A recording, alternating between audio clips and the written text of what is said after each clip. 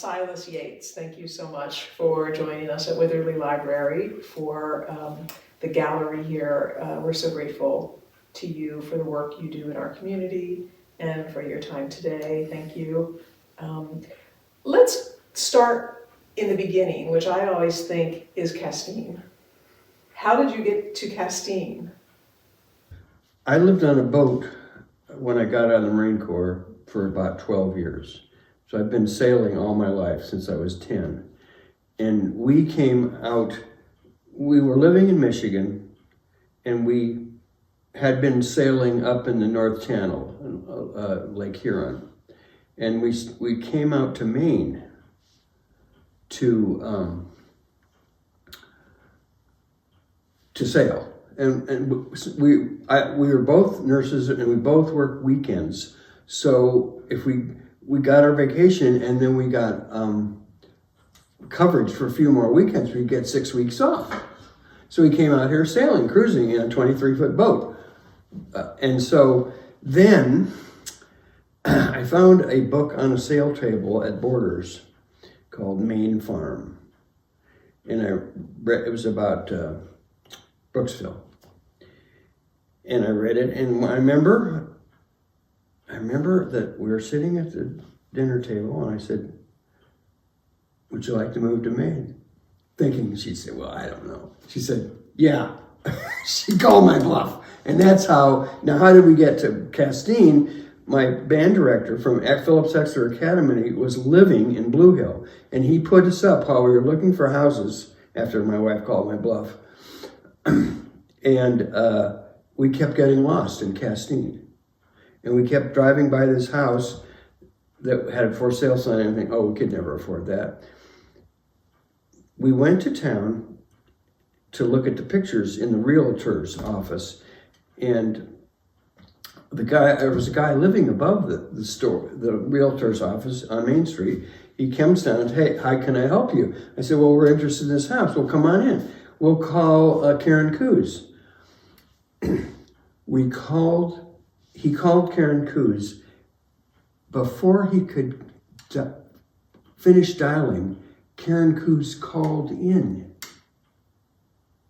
I mean, if anything was ordained. So that's how we ended up in Castine. And how soon did you take over as band leader? I think it was 2 or 3 years. So I'm interested in the thoughts of yours that I've read about you're an organizer, not an artist. And I wonder if you could break that down for me, because I don't know any band leader, whether they play the trombone well or not, who doesn't have an artistic and creative sensibility. Well, I do have that, but it's in organizing and conducting and rehearsing. I mentioned the fact that Phil Wilson, whose father taught at Phillips Exeter Academy and would rehearse our band, had these phenomenal rehearsal skills. And I took a lot of that. I stole it from him. And basically what he did was he didn't let anything go by, but he wasn't a nasty nitpicker. He had a sense of humor. And that's what I try to do. I get what I want, but I have a sense of humor, and we try to laugh a lot in all my rehearsals. You'll see that in the rehearsal of the Sentimental Journey.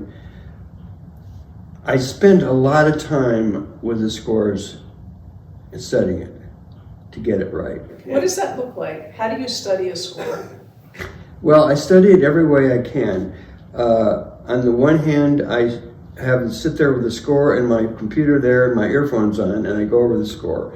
I also put it in my car, so everywhere I go, I can listen to the music without seeing the written notes. So that's a whole different thing. And I see if I know where I am in the music in my car. What are you listening for as you're listening to it, whether you have the score in front of you or not? What are you listening for? Well, at this level of music, I'm trying to figure out what could cause us to crash and burn. It'd be nice to say that I am looking for artistic things, and some of the things I do listen to are just make me want to cry. But a lot of the music that we play in the band is not recorded by professional ensembles because it's not hard enough for them. But for example, I do have a recording of the Marine Corps band playing America the Beautiful, and it gets me every time, and I've been listening to it for 20 years. So that gets me into the artistic thing. When I can hear, usually in band music, you're looking for a military band or a high-level college band. But like I say, a lot of the music is not recorded except by. So I'm looking for how the thing is laid out in terms of time, what I'm going to have to do to change the time signature or the tempo. That's a big deal. That's how I personally can ruin a performance. I think you call that fascism. Is that right? Fascism. I've never. Let's see. I got that word from you. I got that word from you. That was from Phil Wilson. Yeah. And he said, you have to learn to make music out of whatever tempo the fascist band leader counts off. And, I use that from time to time. Look, this is what I count off, you have to do it. But in conducting the band, I am the one who sets the tempo. And so... Well, you have to have the vision. Oh, yeah. You have to have the vision. That's why I do all this listening and reading. I also try to go over the scores with no music. So I spend a lot of time in score study in order to do this little town band we have that plays out there.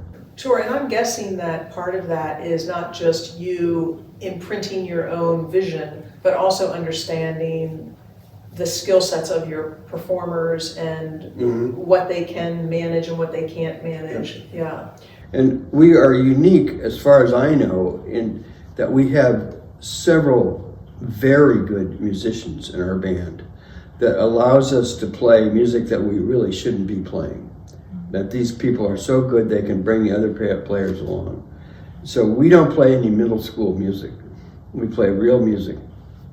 Interestingly enough, at University of Miami, two of my music theory instructors were major band composers, Clifton Williams and Alfred Reed. I mean, big time band composers. But I had never conducted a band before I moved to Maine. It took me about 2 years to get really comfortable conducting. Now I can do it without even thinking about it. But you had organized and led bands before. Oh, yeah. So it wasn't exactly a new language for you, was it? No, I just had never been in the concert band venue. I had been in jazz. And I did, at Exeter, I played in the orchestra, and I became the president of the band for some reason I could never understand. They elected me. And I did, Irving Forbes let me conduct a piece while I was there. I can't remember what it was. It wasn't very difficult. But it's a good piece. And then when I got to Stanford, I think it was my freshman year, the band struck. The music department had hired a new band director, and the old band director, who was a high school band director who just did Stanford in his own time, his name is Julius Schuckett, I believe. And the band loved this guy, and they struck. So the football season, they had Vince Guaraldi's jazz trio. Unbelievable. Play. Unbelievable. And I don't think I was in the band the first year. And the second year I got in the band, and how I don't know why people elected me to be the manager, but the band was totally student run. We basically told the conductor when to be there and we told him what the show was about, and he would arrange music for the show. His name was Arthur Barnes. He fortunately was a trombone player too. And he was a great guy, and he understood the way the band was totally student run. And while we were there, it did finally you got music credits. You got 2 credits or 1 credit to play in the band. So my experience is that bandies are a unique group of people. They come at this with a different spirit from a classical orchestra or even a rock band. You know, there's something else that happens. There's a spirit to it that I think is unique. Well, the band, the Stanford Band, first of all, I think there may have been one music major in it. So it didn't have anything to do with music school, except that we had a professor in the music school conducting it. And it was a band that was banned from several universities for things that they did. I think at one point they went to Notre Dame, and the drum major dressed up as a nun, and we did things that were much worse than that. So it wasn't truly a great musical organization, although Arthur Barnes did marvelous arrangements of everything. In fact, we start every concert with Arthur Barnes' arrangement of the Star Spangled Banner. At any rate, but in the winter, this was before me, they had a jazz band play at basketball games. And they even had an upright piano. Somehow they got it into the bleachers. This was before there were electric pianos. And I mentioned Phil Wilson. Phil Wilson came with Woody Herman, and he was phenomenal. Just literally, people were just like. So Woody Herman came to San Francisco. I went up to see the band with a couple of bandmates of mine, and Phil recognized me and waved to me, and I was embarrassed. And he came over to our table between sets and I said, "What are you doing?" I said, "Well, I'm the band manager, and we have this winter, we have this double jazz band. Every part was doubled." So Phil says, "Well, would you like me to come down and rehearse the band?" I was like, "Well, yeah." So we got a rehearsal together literally overnight, and I go up and I pick him up and drive him back down there. And I think we rehearsed for 3 or 4 hours. And halfway through the rehearsal, the jazz bands are not supposed to double parts. So he asked half the band to sit out. And so he totally changed the Red Vest Band. And then we went on tour with that band and played jazz. And I rehearsed the band because I had that experience at Exeter. We had a jazz band at Exeter. It was supposedly a dance band, but ended up being a jazz band. So, Cy, when I mentioned about band orchestras being slightly different, I meant that in the most respectful way. And part of that is because of the community spirit of them. And I'm just assuming they can play the music. I'm just going to start with that assumption, and you don't have to address that. Mm-hmm. But I'm just thinking they tend to be in the community a bit more. They're at the games, they're at the parades, they're out on our town green. Yep. And so it makes me wonder, what is the unique value of that kind of group? Honestly, I don't know quite how to answer that question, because I appreciate the music in a different way than the audience.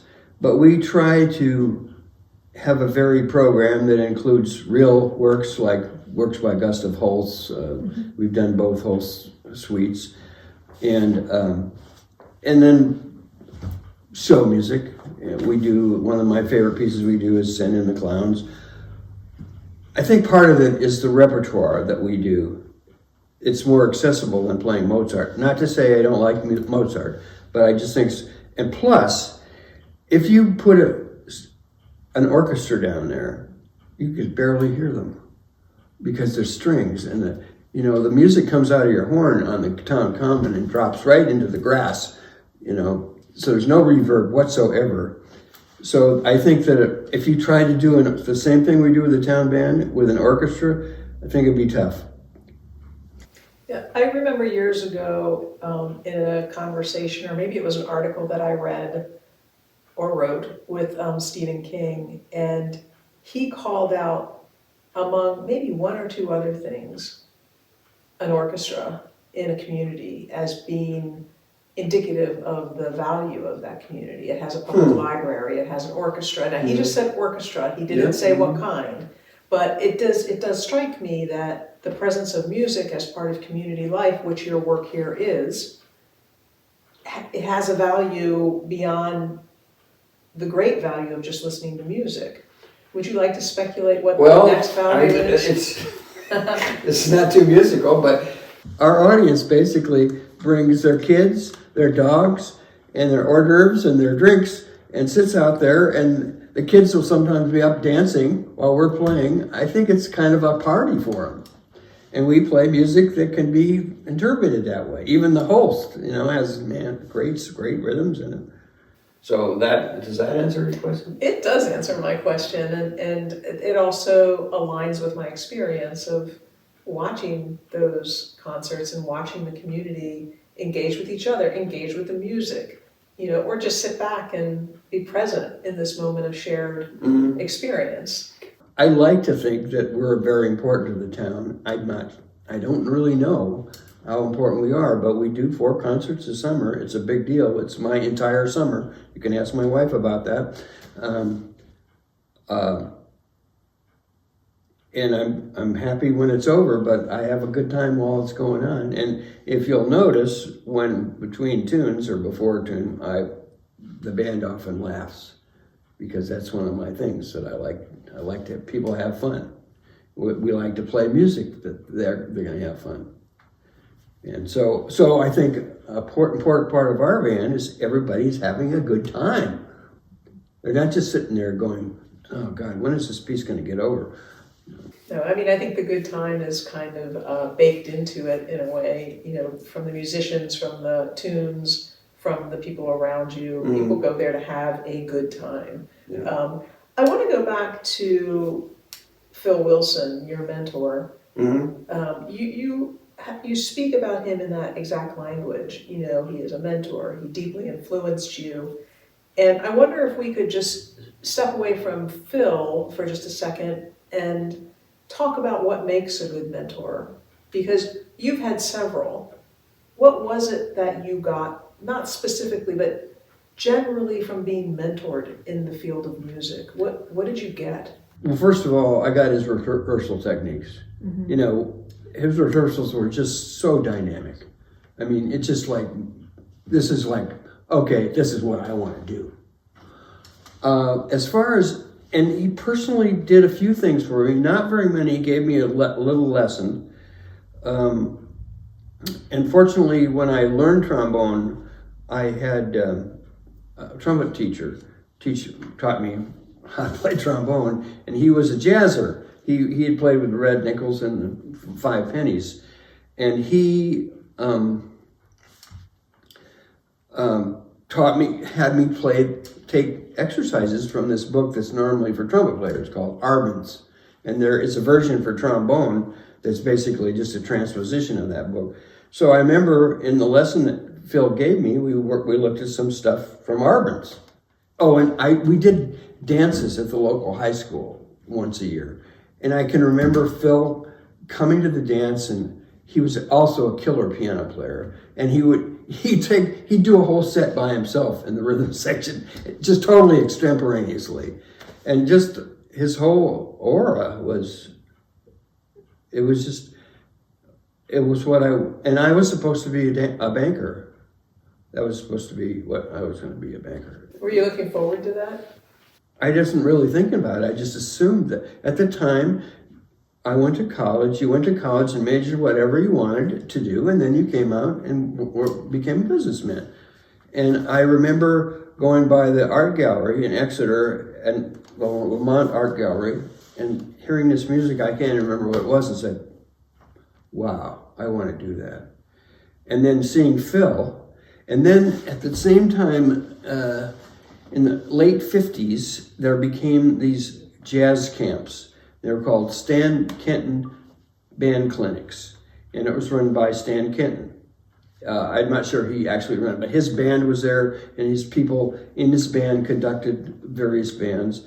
And I became exposed to professional musicians, and I can remember one guy, I think it was Sam Donahue, a famous tenor player.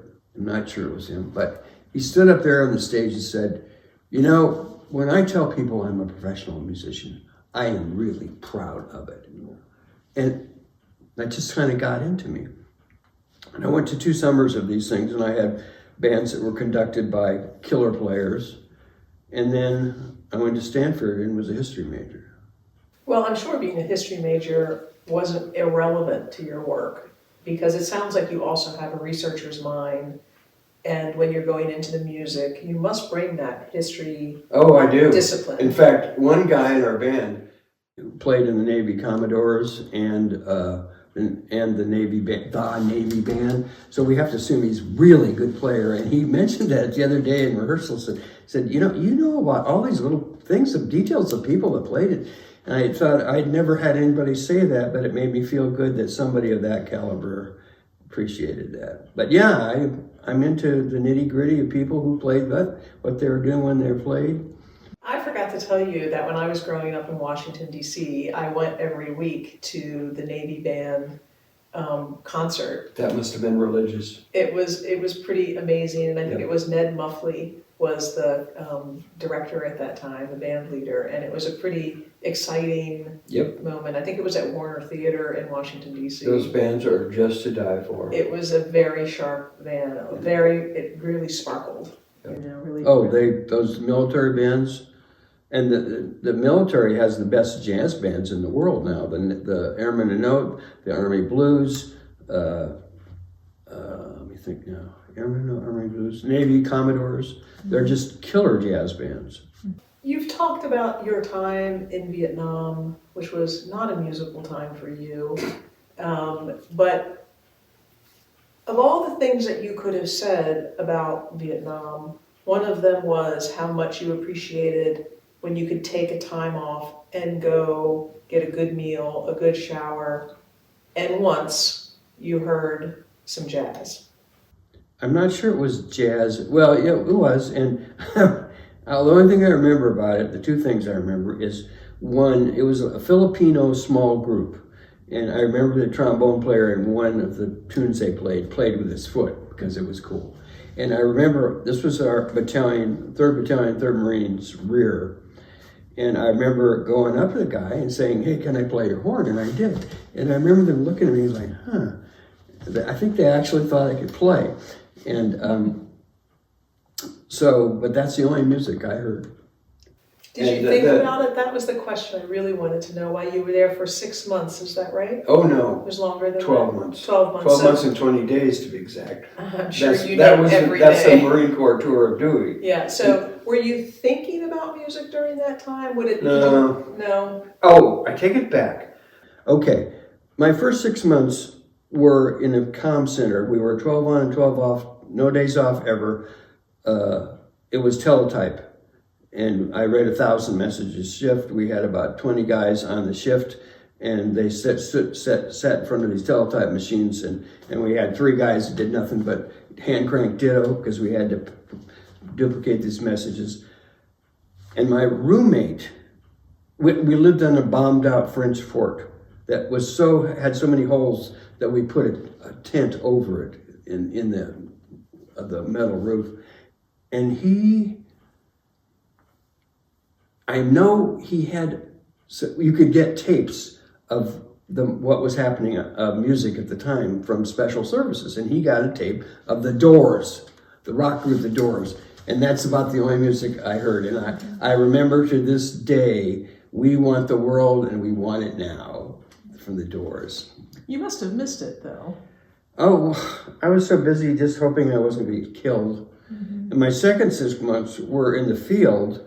There was absolutely no music there. You were basically camping out for 6 months. You would get maybe once a month, you'd get a shower. Mm-hmm. When they took our uniforms, they would just throw them away and give us new ones. They were so dirty.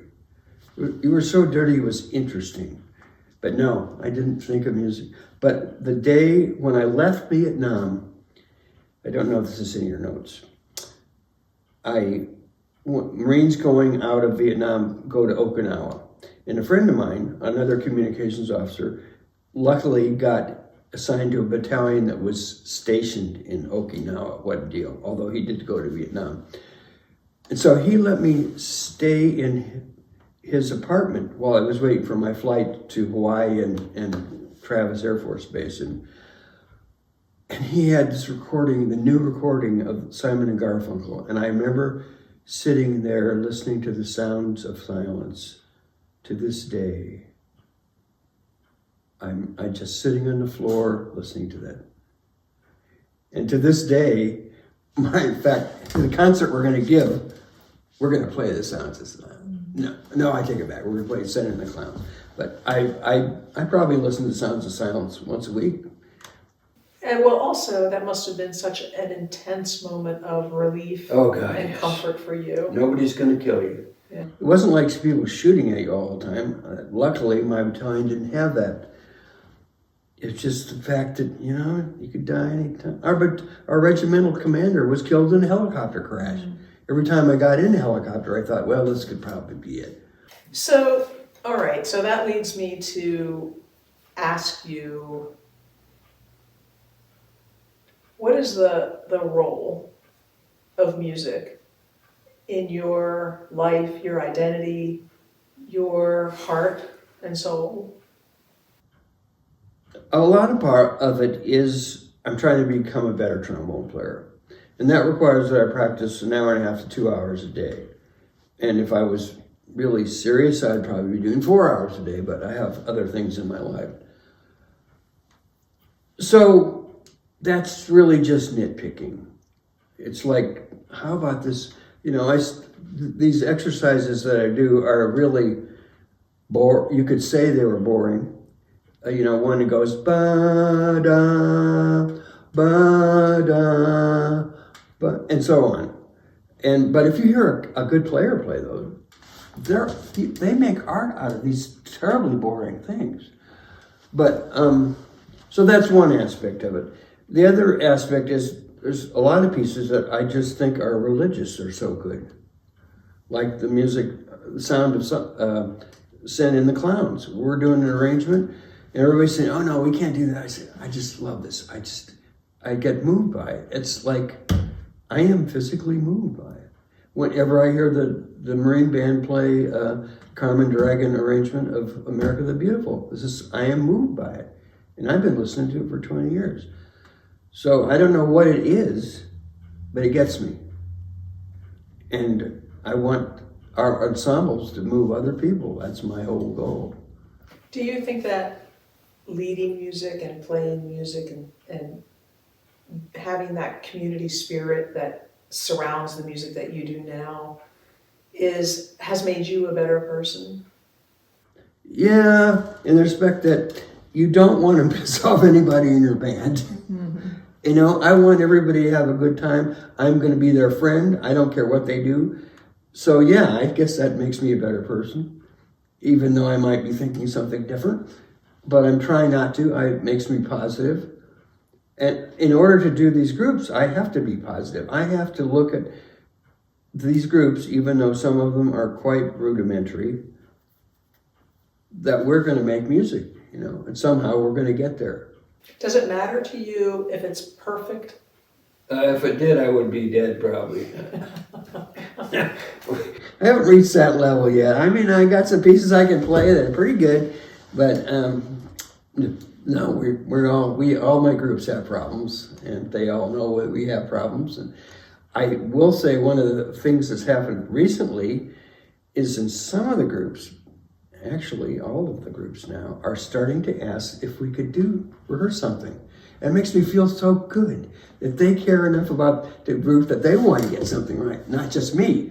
So that makes me feel pretty good. So you're the Phil Wilson for some other people now. I hope so. All right. I don't know if I could ever be that good, but... So I want to ask you kind of a difficult question, because I've had my own association with bands, not as a performer, just in other ways.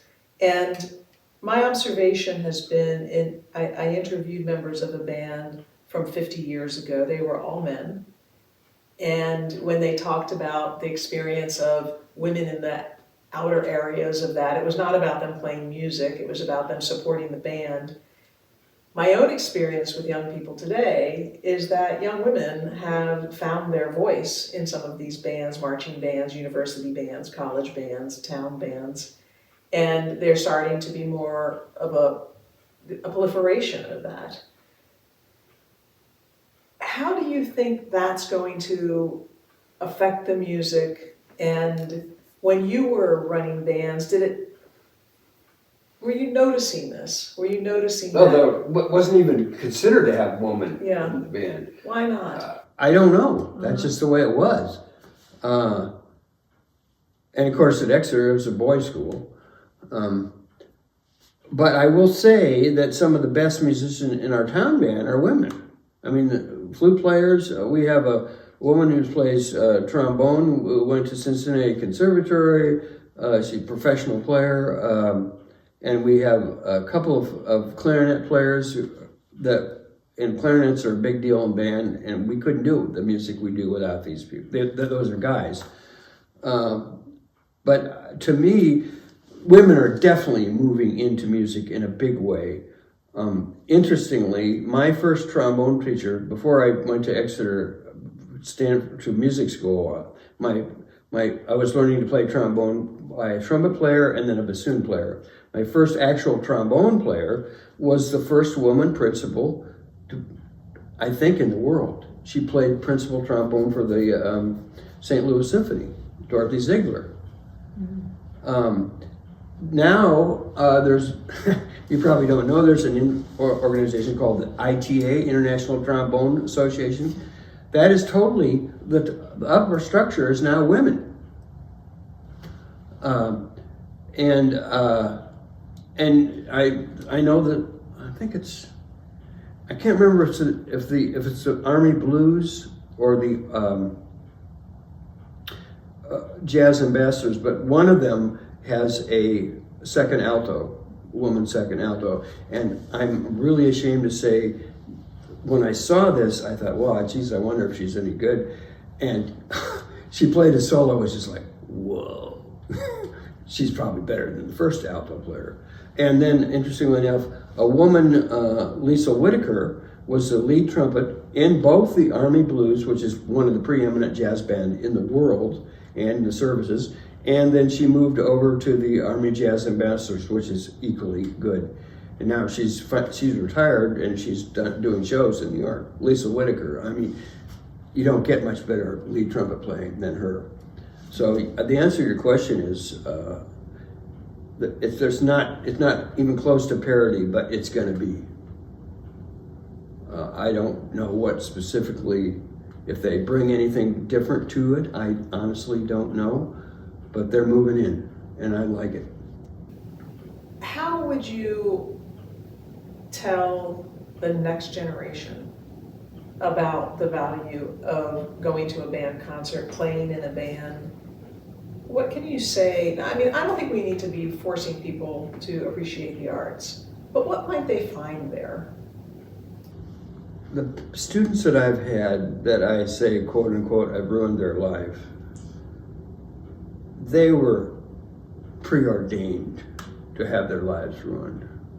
By music. Yes, and I find private teaching to be very difficult and very time consuming. I do it because the kids.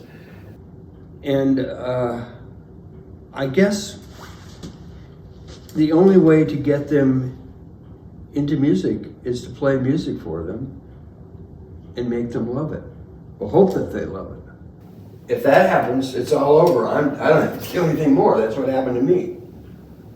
But if that doesn't happen, well, they're a cog in the wheel in their high school ensemble, and that's good. That doesn't bother me. But, and I know it's tough to make a living as a musician. But if it does happen, I think it's cool that they have that same feeling about music that I do, like it's a religious event. What do you think, besides, reading music and playing music, what do you think you learn from participating in a band like the Castine Town Band, or any band really, a jazz quartet, whatever it is? What are the lessons, the non-musical lessons of performing in a musical group? Well, the big deal is getting along with other people and playing with them. And the better the ensemble, the more you're concerned about playing with the other people. And I'm happy to say that all three of my ensembles are moving in that direction. We have a long way to go, but to cooperate with other people on this minute level, how long are you going to play that note? It's a big deal. Is it listening? Is that what it is? Oh yeah, if you're not listening to the other people, you're just wasting your time. and the group's time. I mean, and all my groups are doing that now. And that's why I'm so pleased when they say, hey, Si, can we go over this part here? Because that means they actually listened and it wasn't right, and they'd like to fix it. So yeah, my small jazz group, we have become such good friends that we actually have difficulty getting to playing the music because we just want to talk. Tell me the top 3 pieces that you like to listen to, perform, or conduct. Well, I have to admit that I've been doing it for 20 years, I think, but the Carmen Dragon arrangement of the America the Beautiful is one I love conducting that. I like to conduct it in my head. It's just such a neat piece. The jazz band, we're playing this piece by Sammy Nestico, who was a famous arranger and composer, did a lot of work with Pacey. It's called Fun Time. And the piece is just like, I just love it because a lot of the Nestico pieces have this big beginning, you know, and then, but the last part of the piece is all quiet.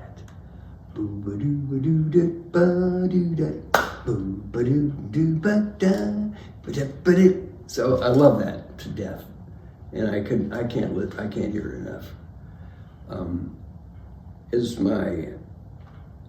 In my brass quintet, we're playing one piece by Michael Kamen, who's a famous music scorer. It's called Quintet. It's just drop dead beautiful. And we're playing another piece by Bernstein from Candide, which is an operetta. I think they finally decided that's what it was. Called Make Our Garden Grow. Just drop dead beautiful. I love it to death. And we're also playing a Bach Fantasia and Fugue. It's quite a great piece. And Bach was just a wild man. And this piece is just wild. How do you feel when you're up there conducting? What's that feel like in your body? I'm really into my body, but I'm into making sure I don't screw up. How would you screw up? What would be an example of you screwing up? I would conduct in 2 instead of 4. That would be one thing. Or I would forget that we were supposed to stop in a place or hold. These are all things that have happened, you know. You absolutely have to be totally with it in order to not screw up. Because especially band music, you know, jazz band basically starts the same tempo. We don't do much to change anything. We just play through it. But the concert band especially if you do a medley of show music, they're changing tempo, keys all the time. And there's all kinds of places I personally could cause us to crash and burn. Or we'd have to say, stop, and hope the audience didn't hear that. And so we're gonna all start at 61, okay, here we go. Right, I call those black diamond experiences because you can't look left or right. You've got to keep your eye focused on exactly what's in front of you. Right? Well, and you got to look at the people because they don't want you just looking at the music. And I spend enough time with a score that I don't have. We did a concert last summer at Wilson Museum, and it was blowing 25. And there was no way I could look at the score and turn pages and conduct at the same time. So I just gave up and did the rest of the concert from memory. And that's really, all of the score study I did, it really paid off because of that. Are you glad you didn't become a banker? Oh yeah, I did work in banks. I worked this summer as a teller, and that's how I learned how to count to 100 without screwing up. I don't know. My father was a banker. I don't know how he felt about it. I know he worked like a dog. He would take stuff home all Sundays, and when I got out of the Marine Corps, we'd have these job fairs and people would come to interview you. And I remember an interview I had for American Can Company, and about halfway through the interview, the guy said, "You don't want this job, do you?" And I said, "No." I didn't know what I was going to do when I got in the Marine Corps, but pretty sure I didn't want to do work for the American Can Company. Well, I'm very, very glad you didn't go to work for American Can Company and that you found your place in music. It's been a benefit for all of us too, and I hope for you, of course.